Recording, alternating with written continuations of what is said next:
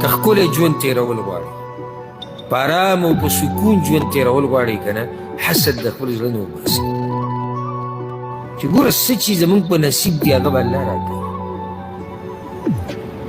که دا څه چې څه الله زما رور له ورکړي دي، که دا زما په نصیب وي او د ده په نصیب نه وی که نه، والله که دا زما نه ده ته اوړېدلی وي، خو زما په نصیب نه و،